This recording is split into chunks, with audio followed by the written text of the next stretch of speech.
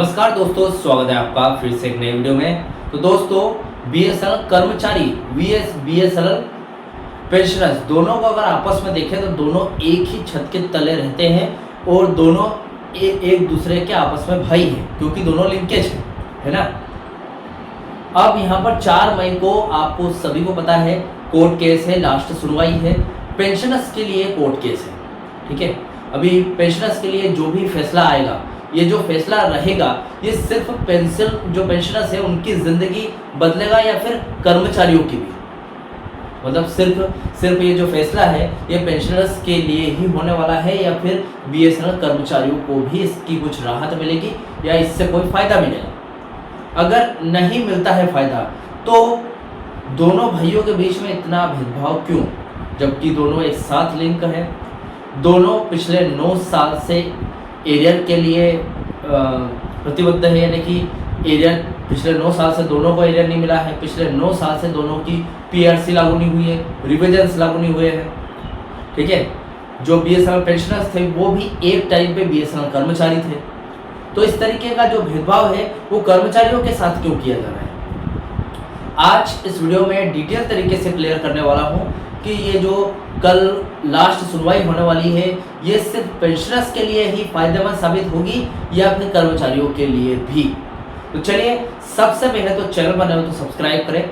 मेरा नाम है सुरेश विश्वकर्मा। जानकारी यूजफुल लगे तो एक लाइक करके जरूर जाना। चलिए दोस्तों, बढ़ाते हैं वीडियो को आगे। तो दोस्तों, देखा जाए तो स्थिति बहुत गंभीर है, क्योंकि कर्मचारी बीएसएनएल से सैलरी पाते हैं और पेंशनर्स भारत सरकार कंसोलिडेटेड फंड ऑफ इंडिया से, ठीक है। यानी कि जो पेंशन है वो भारत सरकार से मिलती है और सैलरी है वो बीएसएनएल से, बस इतना सा फर्क है।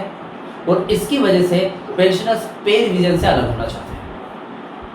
अब यहाँ पर जो कोर्ट केस है उसका फायदा सिर्फ पेंशनर्स को मिलेगा या फिर पे रिवीजन कर्मचारियों को, जो वर्किंग स्टाफ है उनको भी, क्योंकि भाई साहब 4G 5G सेवाओं को रोल आउट करने में जो मदद की जा रही है वो कर्मचारियों की तरफ से की जा रही है। पेंशनर्स तो ऑलरेडी अपना काम कर चुके हैं पहले बीएसएनएल में, फिर पेंशनर्स बने हैं। लेकिन मैं यूँ नहीं बोल रहा हूँ कि पेंशन रिवीजन पे रिवीजन से अलग नहीं होना चाहिए। आपने जो सोचा है वो सही सोचा होगा, लेकिन मैं यूँ बोल रहा हूँ कि भाई साहब, जब pension revision affordability close para 5 को हटाने के बाद हो रहा है तो डीपी को क्या दिक्कत थी कर्मचारियों का पैरा 5 अफोर्डेबिलिटी क्लोज हटाने पर, उनका भी हटा देते, ताकि क्या है कि आज कर्मचारी अपनी 3rd पीआरसी पाकर अगर खुश हो जाते हैं तो कल को वो 5G फिर से जब लॉन्च होगा तो उस स्थिति में अपनी पूरी शक्ति के साथ मोटिवेट होकर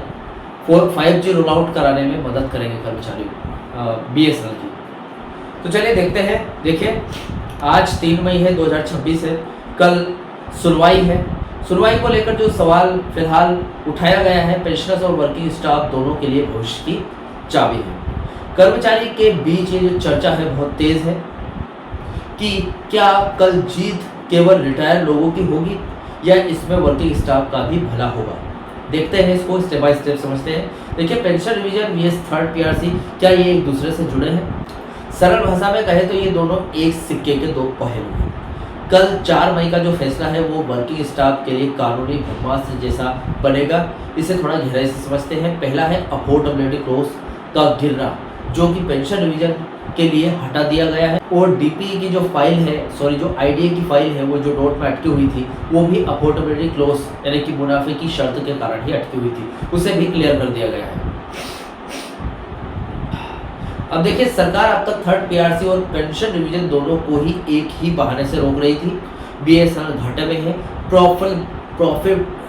प्रॉफिटेबिलिटी रूल। कल के असर की अगर बात करूं तो अगर कल कोर्ट ये आदेश दे देता है कि पेंशन रिवीजन के लिए मुनाफे की शर्त लागू नहीं होती है तो वर्किंग स्टाफ को भी वही कानूनी आधार मिल जाएगा जिसकी उन्हें 9 साल से तलाश थी। वर्किंग कर्मचारी भी कोर्ट में जा सकते हैं। यूनियन कोर्ट में कह सकती है कि जब तक ही विभाग के रिटायर लोगों को मुनाफे की शर्त से छूट मिल सकती है तो काम करने वालों को क्यों नहीं, जो कि भाई साहब 4G और 5G रोल आउट में पूरी तरह से आपकी मदद कर रहे हैं, उनके लिए क्यों नहीं अफोर्डेबिलिटी क्लोज के एक्सेप्शन क्यों नहीं मिल रही। Equal pay for equal work का जो सिद्धांत है वो एक ही विभाग में दो अलग अलग नियम नहीं चल सकते। अगर पेंशनर्स का वेतनमान पे स्केल जो रिवाइज हो जाता है तो वर्किंग कर्मचारियों का पे स्केल पुराने पर अटका रहना संवैधानिक विसंगति यानी कि अनोमलीज पैदा कर देगा, कुछ कमियां पैदा कर देगा जो इन फ्यूचर फिर से मुद्दा बनेगी। मतलब ये है कि पेंशनर्स की जीत थर्ड पीआरसी की फाइल को डोट की अलमारी से बाहर खींच लाएगी, क्योंकि सरकार के पास फिर मुनाफे का कोई भी नैतिक बहाना नहीं रह जाएगा। 3 मई की ग्राउंड अपडेट या फिर आज की स्थिति क्या है वो देख लेते हैं। कल 4 मई है यानी कि सिर्फ 24 घंटे बाद फिर से अंतिम सुनवाई है।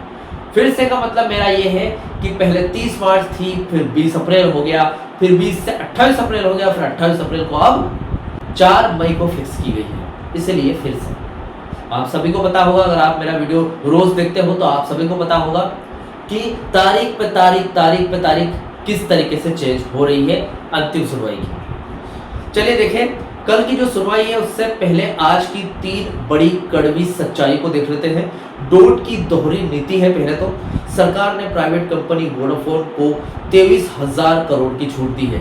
मैंने एक वीडियो बनाया था, उस वीडियो को शायद आपने नहीं देखा होगा, आप चेकआउट कर सकते हैं, जहां पर वीआई को 84,000 करोड़ रुपए का कर्ज चुकाना था, जिसमें से 23,000 करोड़ रुपए जो सरकार ने छूट दे दी है कि भाई साहब 23,000 करोड़ रुपए रहने दो, आप 64,000 करोड़ रुपए भर दो, और वो जो 64,000 करोड़ रुपए है वो भी 5 साल बाद भरना, जब आपके पास आए 5 साल तक आपको 1 रुपया नहीं देना है। इस तरीके से सरकार ने हेल्प की है वीआई की।